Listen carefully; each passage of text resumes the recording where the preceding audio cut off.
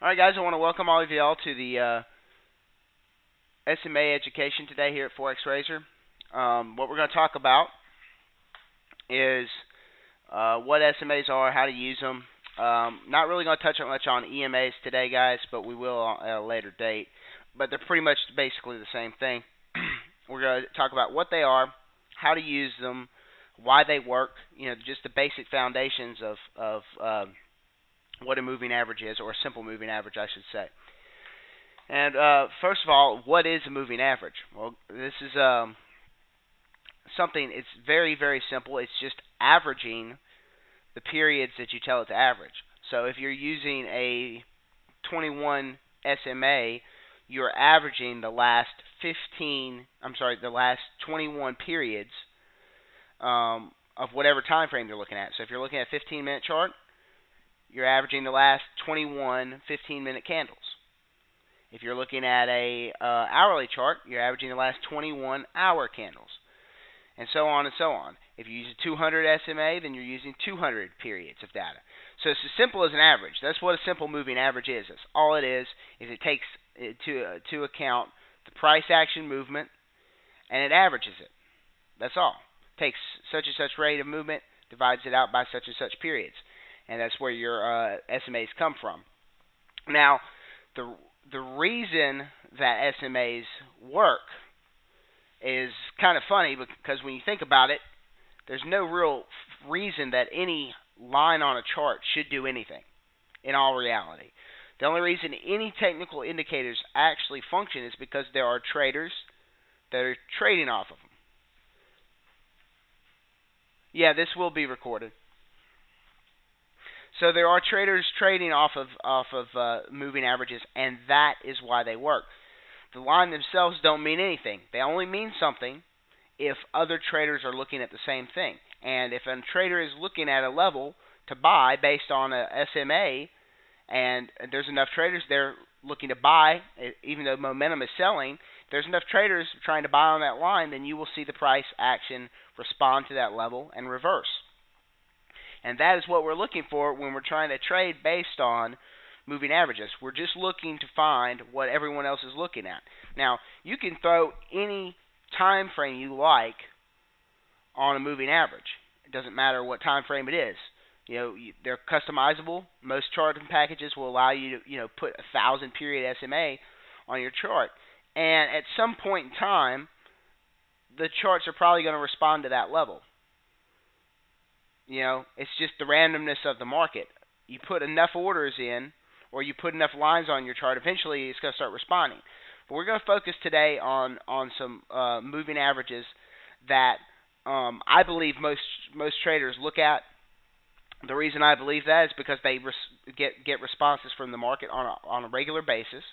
If you talk to 10 different traders, you're probably going to get 10 different statements on what moving average setups they use. The bottom line is all you need to do is find one that responds on a regular basis, and that's the one you want to stick with. And like I said, if any price action with any SMA, eventually it will respond. You'll get a level there. It's just the odds are in its favor. Eventually it's going to happen because there's so much price action a day. Eventually you're going to form support or resistance at one of those levels. But basically what we're going to look at today is we're going to look at the 200 SMA, and using it on multiple time frames. The 200 SMA is a heavily monitored moving average. Do I know that for certain? Well, I know that for certain from watching price action. It's commonly watched on all time frames or major time frames. We're going to talk about daily, 4-hour, hourly, and 15-minute. Not to say you won't get responses on time frames outside of those, but when you're trading a technical indicator, you want to be trading on a time frame that a lot of traders are trading on. So if you're using some kind of odd time frame, then you're going to have less traders following that level. Whereas if you're using an hourly chart or a 4-hour chart, a lot of traders trade that. A lot of traders trade 15-minute charts too.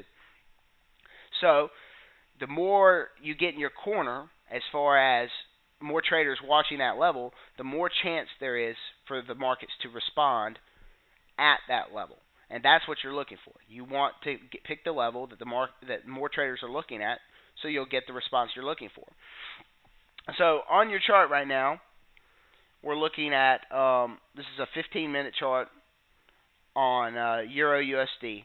And the pink line is the 200 SMA. There are two other SMAs that I also put on here. And on this one, we're looking at a 240, and we're also looking at a 160. Now, what those kind of do is they kind of make a channel that goes with the SMA.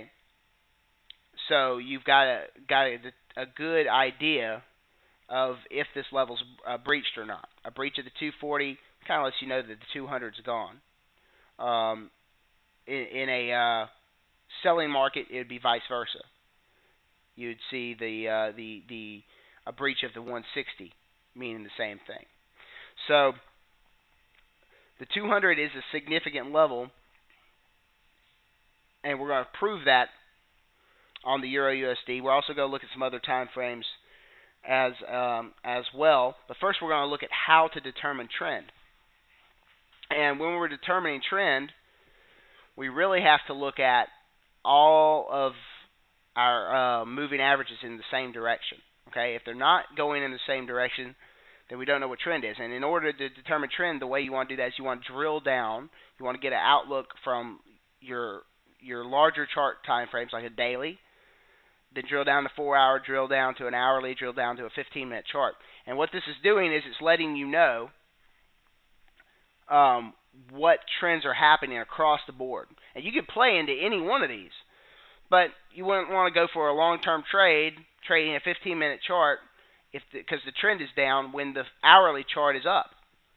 So it will help you make decisions on what kind of trades to take on what time frames. And that's why it's important to drill down. So it doesn't mean you can't trade a 15-minute chart and take a short in a long market. You definitely can. But you're not going to want to try to hold that for 400 pips when you know that your general trend is up.